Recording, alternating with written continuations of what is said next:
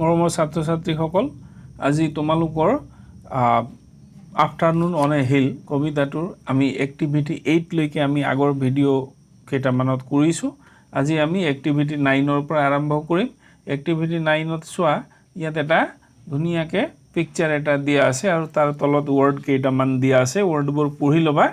আৰু সেই ওয়াৰ্ড বিলাক আমাক ইয়াত কি কৈছে যে এই ওয়াৰ্ড বিলাকক লৈ আমাক বাক্য কিছুমান বনাবলৈ দিছে হলে মানে এই যিবিলাক বাক্য গৈ কি হ'ব এই যেটো ইয়াত পিকচাৰ দিয়া আছে সেই পিকচাৰটো বৰ্ণনা কৰিব তো আমি এইখিনিক লৈ মই এটা এক্সাম্পল হিচাপে তোমালোকক দিছো তোমালোকে অকনমান খালখলনি কৰিও লিখিব পাৰিবা একো নাই তো ইয়াৰ আমি এই ওয়াৰ্ড কিটা লগাই আমি এটা বৰ্ণনা এটা লিখিছো ইয়াৰ হলে তো কেনেকুৱা আছে মই লিখাখিনি the beautiful sunrise marked the beginning of a bright sunny morning, filling the sky with vibrant colors. Birds chirping, flowers in bloom, and the sound of flowing water nearby enhanced the beauty of nature. Such was the breathtaking view capturing nature at its best.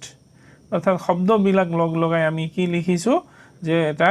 ধুনিয়া beautiful sunrise এটাই কি কৰিছে bright সানি morning অৰ আৰম্ভণিৰ আমাক ইয়াত দৰ্শাইছে এই দৃশ্যটোৱে আৰু লগতে কি আছে নেচাৰৰ স্কাইত এটা ভাইব্ৰেন্ট কালাৰ এটা আছে মানে শব্দটোৰ অৰ্থটো চোৱা ভাইব্ৰেন্টটোৱে কি বুজাইছে শব্দটোৱে অৰ্থটো বুজাই দিছে একেবাৰে সজীৱ হলে একদম স্পষ্ট তেনেকুৱা মুকলি আকাশ যেনেকে কৈছে এটা ৰং এটা তেনেকুৱা দিছে আৰু চৰাই চিৰিকটিৰ মাত আৰু ফুলি থকা ফুলবিলাক হলে আৰু পানীৰ ওচৰতে কি হৈছে পানী বৈ থাকোতে হোৱা শব্দ এইবিলাকে প্ৰকৃতিৰ সৌন্দৰ্যতাটো বৃদ্ধি কৰিছে তো এনে ধৰণৰ আমাৰ চাখৰুদ্ধকাৰী দৃশ্য আছিলে যিটোৱে দৃশ্যই কি বুজাইছে যে প্ৰকৃতি একেবাৰে আটাইতকে সুন্দৰ ৰূপত আছে বুলি আমাক বুজায় এতিয়া এইখিনি হৈছে 9 ৰ এতিয়া ইয়াৰ পিছত আমাৰ 10 ত বৰ এটা ইন্টাৰেষ্টিং এক্টিভিটি দিছে চাই লোৱা ইয়াত আমাক কি দিছে এটা গ্ৰিড দিছে অৰ্থাৎ বক্স এটা বনাই দিছে তাৰ ওপৰত এটো দেখি চাই আখৰ বিলাক আছে তাৰ পৰা আমি বিচাৰি উলিয়াব লাগিব আৰু সাৰ্কেল কৰিব লাগিব হেইবিলাক ওয়াৰ্ড যিবিলাক নেচাৰৰ লগত ৰিলেটেড হয় এনে আৰু বেলেগ ওয়াৰ্ডও আছে নেচাৰৰ লগত ৰিলেটেড ওয়াৰ্ড কিটাক আমি যদি বিচাৰি যাওঁ তেতিয়াহলে তোমালোকে কি পাবা এইখিনিত চাই লোৱা এটাটো ইয়াত দিয়াই আছে হলে ক্লাউড বুলি ইয়াত দিয়া আছে তাৰ পিছত আমি পাম এই কিটাক যদি আমি লওঁ তেতিয়াহলে আমি পাইছো কি ক্লিফ আকৌ এইখিনিক ললে আমি কি পাম উইন্ড ডিটো দুই ফালে হৈ গল আকৌ ইয়াৰ পৰা আমি যদি বিচাৰো তেতিয়াহলে আমি পাও আকৌ কোনটো এই সানটো পাইছো সান আকৌ আমি কি পালো GRASS গ্ৰাছ এই কিটা আমি পালো নেচাৰৰ লগত সম্পৰ্ক থকা শব্দবিলাক তাৰ বাহিৰেও আমি যদি লক্ষ্য কৰো তেতিয়াহলে আমি পাম টেবল এটো নেচাৰৰ লগত নহয় যদিও মই শব্দটো ইয়াত ওলাই আছে কাৰণে কৈ দিছো টেবল আমাৰ এনসাৰটো ইয়াৰ কাৰণে অকল শুদ্ধটো এই ক্লিফ উইন্ড সান আৰু গ্ৰাছ হ'ব এনেই জানি লোৱা টেবল তাত আছে টেবলটোৰ টিটো উঠাই দিলে এবল হ'ব এটো এটা শব্দ হয় এবল আৰু GUN গান এইকিটা নেচাৰৰ লগত নাই কিন্তু ওয়াৰ্ডটো হয় গতিকে আমি এইকিটা ওয়াৰ্ড আমি ইয়াত পালো তো 11 ত আমাক কি কৰিছে ডিসকাস কৰিবলৈ কৈছে কিহৰ কাৰণে তোমাৰ বন্ধুৰ লগত ডিসকাস কৰিবলৈ কৈছে যে তুমি প্ৰকৃতিৰ কেনেকে যত্ন ল'ব পাৰিবা আৰু সেই কথাখিনি ডিসকাস কৰিবলৈ এই পইণ্ট কিটা আলোচনা কৰিব পাৰিবা কৈছে কি প্লান্টিং এণ্ড নাৰ্চাৰিং ট্ৰিজ হলে বৃক্ষ ৰোপণ কৰা তাৰ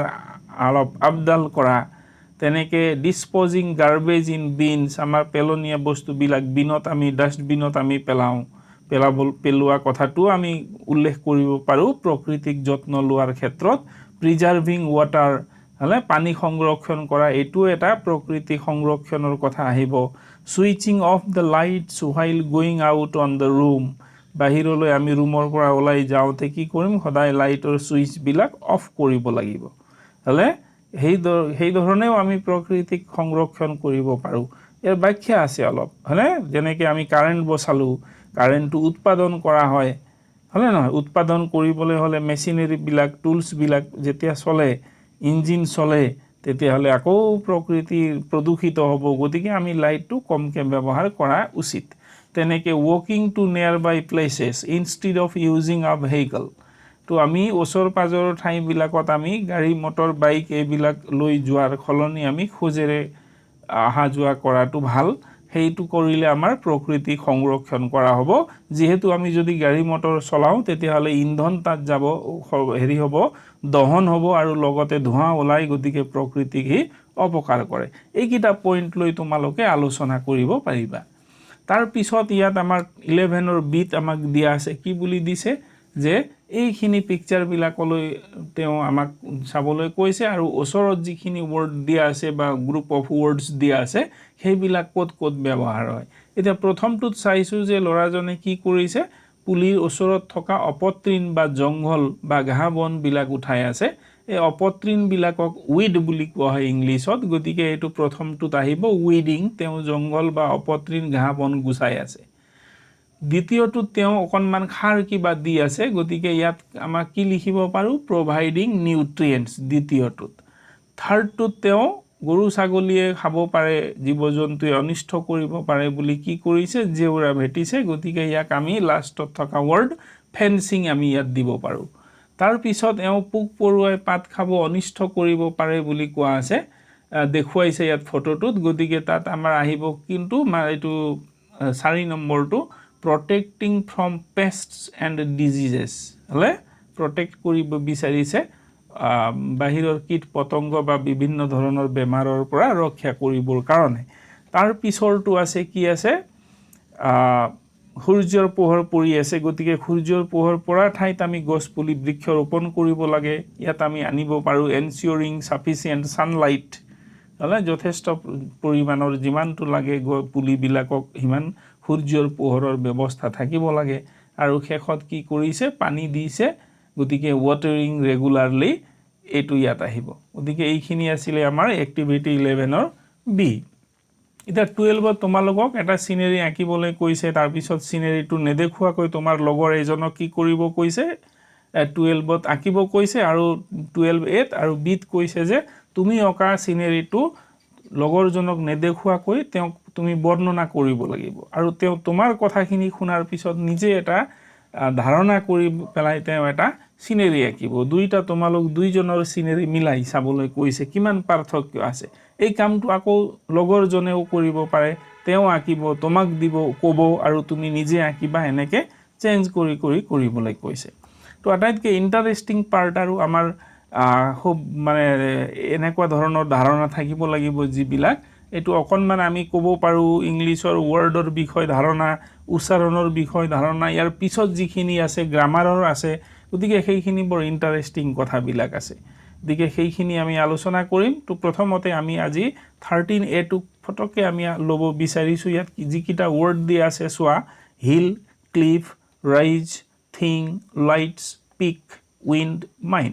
এই ৱৰ্ড বিলাকৰ উচ্চাৰণটো যদি তুমি লক্ষ্য কৰা যেটো আই উচ্চাৰণ আছে সেই আই উচ্চাৰণটো দুই ধৰণে হৈছে হলে গতিকে বিত আমি যি দেখিছো সেই দুই ধৰণে কেনেকে হৈছে যে আমি উচ্চাৰণ কৰোতে হিল মানে হৰ লগত এইচৰ লগত পুনে ই লাগি আছে যাক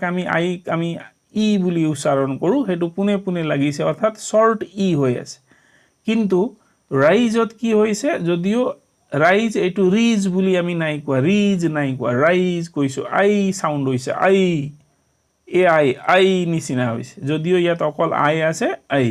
তো এই দুই ধৰণৰ সাউন্ড হৈছে আই থাকিলে দুই ধৰণৰ সাউন্ড হয় আমি লক্ষ্য কৰিব লাগিব তো ইয়াত আমাক বিট কি দিছে যে সেই শব্দবিলাকক দুটা বক্স বনাইছে বক্স এ আৰু বি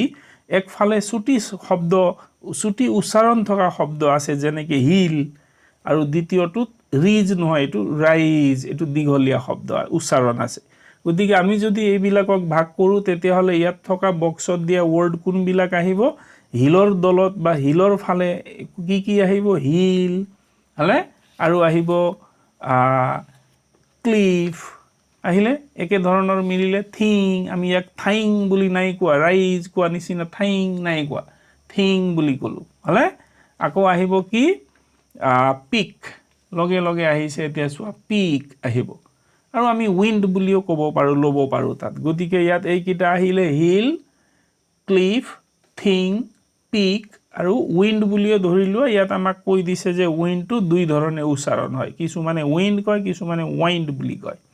তো দুই ধৰণৰ হয় আকৌ আমাক ৰাইজ থকা ফালে কি আছে চোৱা ৰাইজ তাৰ পিছত লাইটস লাই হৈছে মাইন মাই হৈছে আই সাউন্ড আহিছে মাইন্ড তেনেকৈ ওয়াইন্ড কয় হেতু আনিব তো এইকেইটা হ'ল আমাক বক্সত দিয়া দুটামান শব্দ তোমালোকক মই দিছো হিলৰ ফালে আৰু কি আহিব পাৰে ফিল কিল ব্ৰিং সিং টিক আমি যে টিক মাৰ্ক দিওঁ টিক এইবিলাক আহিব ছুটি শব্দ তেনেকৈ দীঘল ফালে ৰাইজৰ ফালে কি আহিব ফাইট ফিট নকওঁ ইয়াক FIGHT ফিট নকওঁ fight to fight tight right bright shine line এইবিলাক দীঘলীয়া শব্দ গতিকে আমি এনেকৈ আৰু তোমালোকে শব্দ চিন্তা কৰিবা ভাবিবা কোনবিলাকৰ শব্দ অকণমান দীঘলীয়া হৈ আছে আৰু কোনবিলাকৰ ছুটি আছে উচ্চাৰণটো দীঘলীয়া আছে শব্দ নহয় উচ্চাৰণ ছুটি আইৰ উচ্চাৰণটো ছুটিকে ই আৰু এই হলে আই বা এই হ'ব দীঘলীয়াটো এই বা আই হ'ব ছুটিটো